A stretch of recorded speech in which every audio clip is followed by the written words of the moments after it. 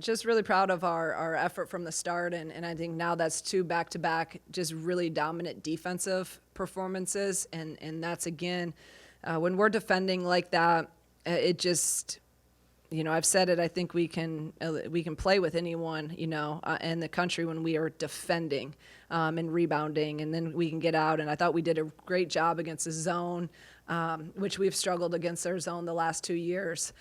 So just much improved really this whole year against zone. We've had a lot of practice against it, and just overall great team win. Obviously, huge night for KB, and really proud of her and her setting the school record.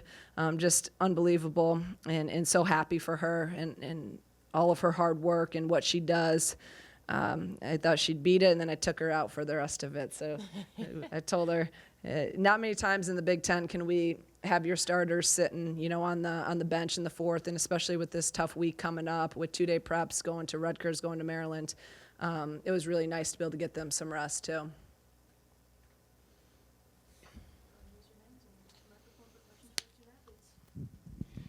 KB, I just heard you kind of maybe talking on the radio just about how, you felt like rebounding could be something that you really owned and took ownership of. What kind of led to that, and what's this kind of record mean to you that you've now kind of circled that as one of the things you wanted to accomplish? Yeah, I feel like when I first got here, I was not super confident offensively and super I just didn't have my rhythm yet in college basketball, and so I feel like rebounding was, obviously I was a starter at that point, but I felt like rebounding was a way I could maintain that without having to score a lot and still be able to work on it.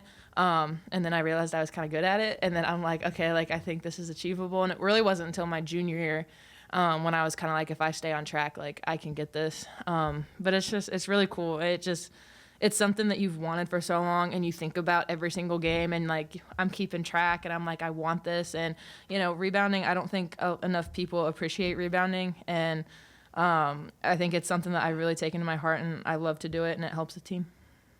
Kendall, can you walk us through the emotions of the moment that you get it and the crowd's going nuts and the Orange Crush is doing its thing? I mean, it was really cool. I kind of held it for a second just to kind of take it in, and then running back down the court and realizing that the whole arena is chanting your name is a moment that I think I got goosebumps. I won't forget that.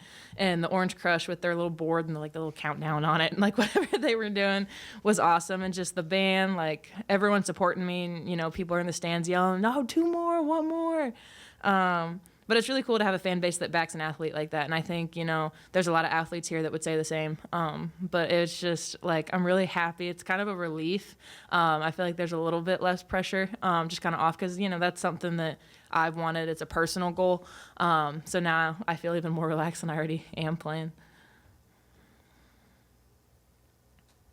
Dal, you've been here with Kendall the whole time. When did you kind of know, hey, maybe she's really good at this particular thing? My freshman year, I knew right away. I'm so grateful that I get to play with KB. She's a great player and great teammate. She's great at what she does, and yeah, I love her. But I'm really proud of her. I'm not surprised. She works so hard, and she's just really good at rebounding. So good job.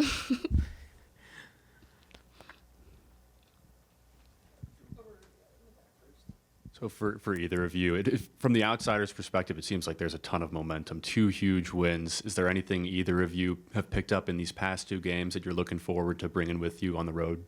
I think our starts. I think our last couple games, especially on the road, we've had really, really good starts. And that's something I feel like when we punch first and punch early, we have the momentum the whole game, and we're just more responsive to their punches.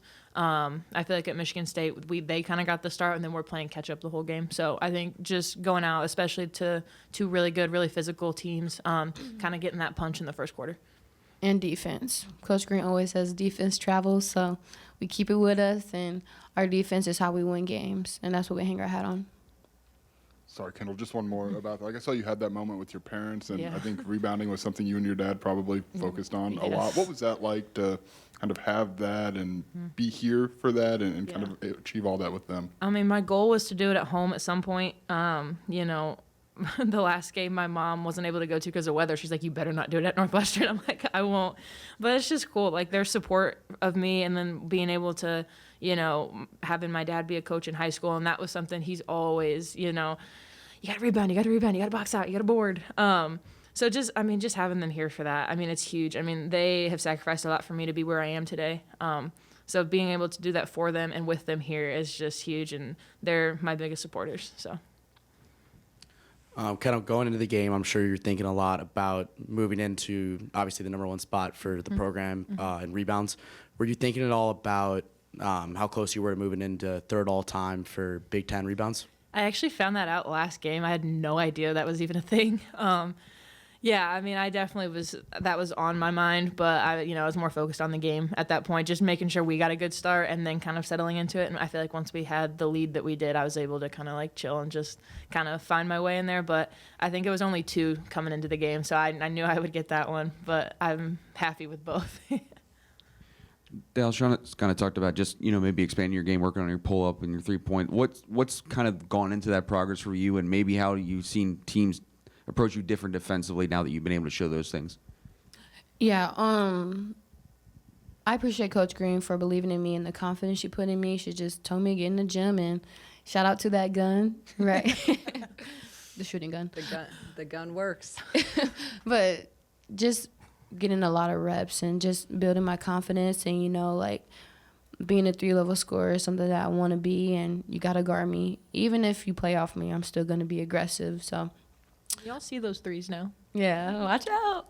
But, I mean, I'm just having more confidence in practice and just reading the game and being free. And I feel like something that I used to do with threes, just I wouldn't think about it. Just wasn't confident. But now I'm just letting it fly. And y'all see me. But, yeah. For both of you, Dal, if you could start, what's clicked for you guys defensively in the last couple weeks? I would just say a shift in mindset, really just taking pride in it. I feel like Coach Green prepares us well, but honestly, communication on defense, just doing the little things. And it starts at practice. I feel like in practice, we're just really connected and be on the same page, and we prepare at a high level. So just having that transfer to the game, it's showing, and it means a lot, but just a mindset. Like, we want to guard, right? Not everybody wants to play defense, but, like, we love defense. We want to play it, and it's fun when you do it. Yeah, I think we've just kind of taken that and that mindset, especially after the IU game. And we've kind of seen how defense can fuel our offense. And, a lot of people say, oh, don't let, your offense dictate your defense. But I think we've seen a huge impact on our defense affecting our offense in a good way. Like, we're out getting steals. We're running Phoenix. We're rebounding the ball. They're not getting a lot of second chance points. So I think it's just really been critical for us. And then carrying that over, it's just a mindset thing. I mean, it's all on us. We have to do what we have to do. There's no excuses for not carrying it over. Mm-hmm. KB, you said after your first year here, you still weren't super, confident offensively. What changed in that? What flipped for you? I know after the first year, there's a coaching change. Shauna shows up. There's a new system. So what allowed you to kind of be more a complete player? I feel like just the work that the staff is like put into me and like kind of the confidence that they have in me to be able to do what I do. And just kind of, I think, getting with Coach Kat and Coach Ryan, I feel like Coach Ryan, I was really able to solidify my inside game. I was really able to kind of, get the footwork, get the steals, even like the post defense kind of stuff. I feel like I was really able to solidify that. And then with Coach Kat coming in, I feel like I was really able to kind of solidify that outside game and feel a little more comfortable out there, because I feel like, that first year I was still really only comfortable in the post. But I feel like I've been able to expand it, and it benefits the team.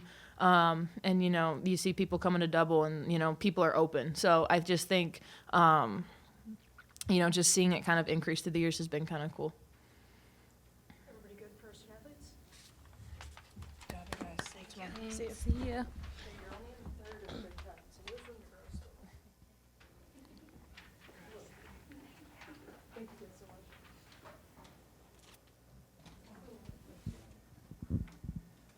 All right, go ahead and raise your hand and we'll get you a microphone. Any questions for Coach Green?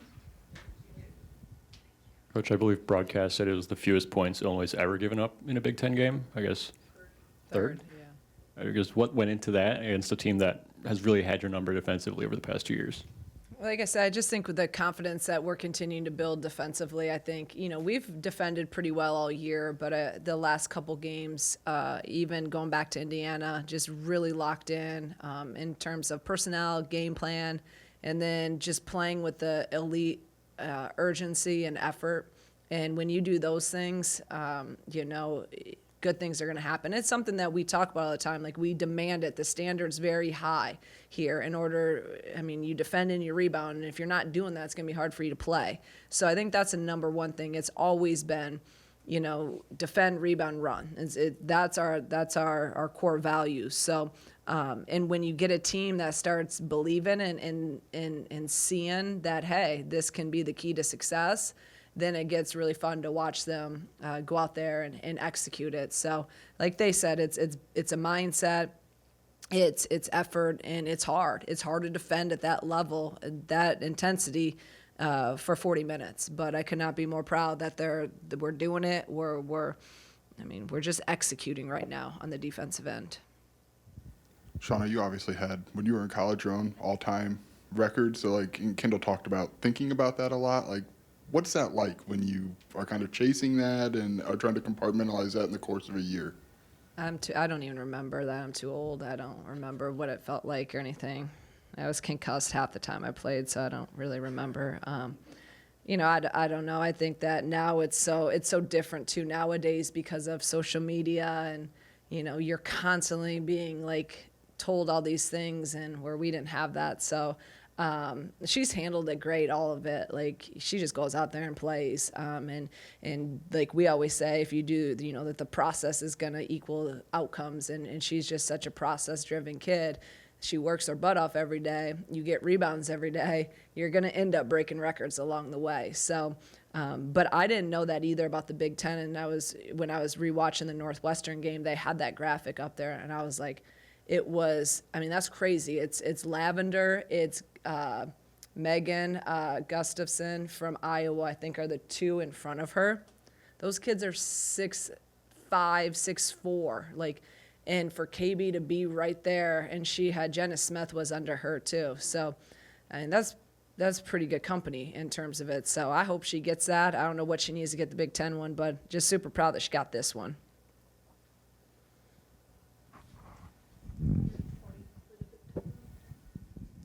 You guys do the math, see if she can do that, get that this year.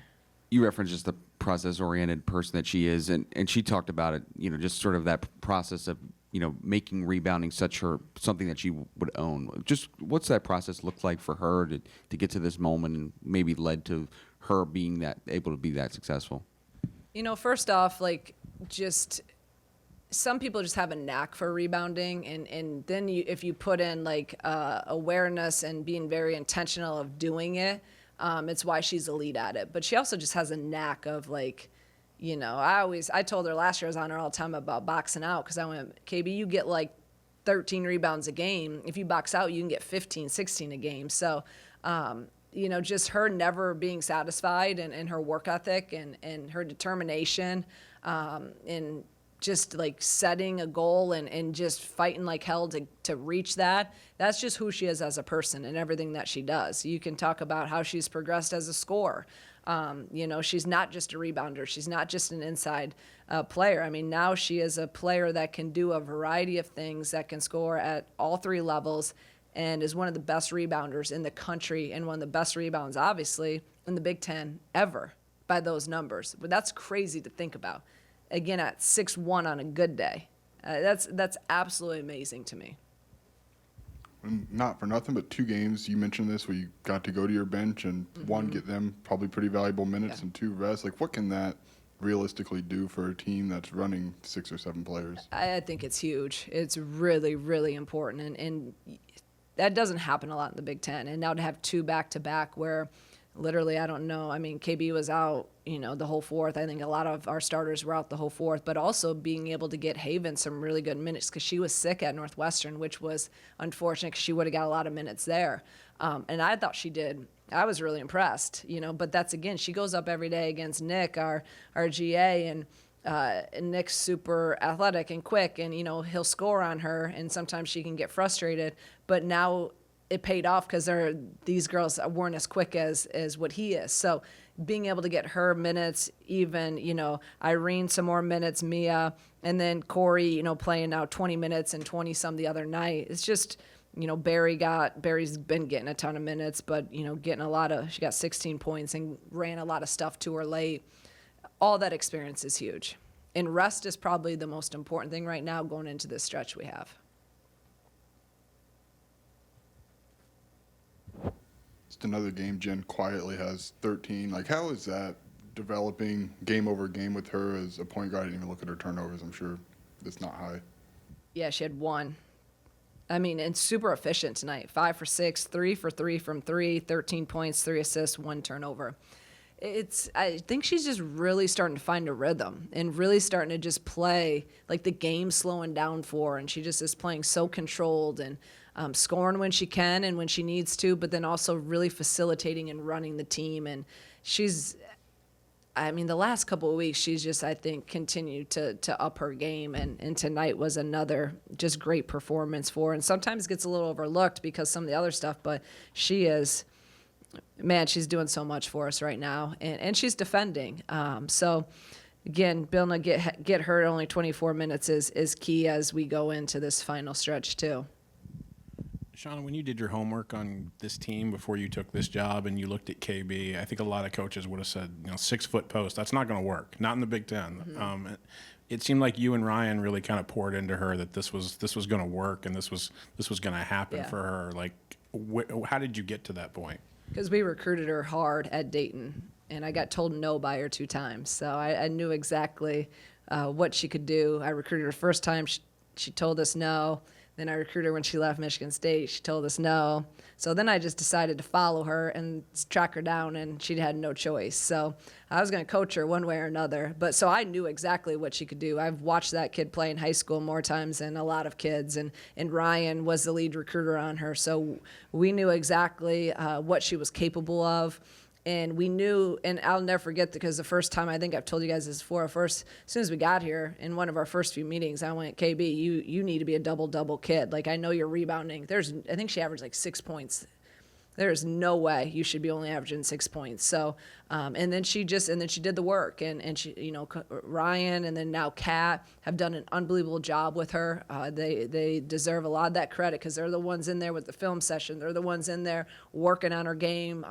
In the gym, just those two. And she's been, I said it, the last 2 years, I even more so than that first year, I just think she's been so open and willing to learn and so coachable and just like a sponge wanting to continue to get better. And now she's literally doing everything out there for us.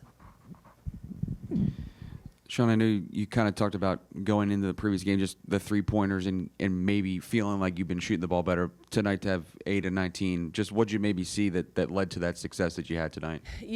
Joe, they're coming very organically. They're not like out of set. Some are out of sets against the zone, but otherwise they came tonight, and what they've been, the ones we're making, they're coming from just really sharing the ball. I think we've been sharing the ball and playing super connected really for the last couple weeks. And the last 2 games, we've had a ton of assists.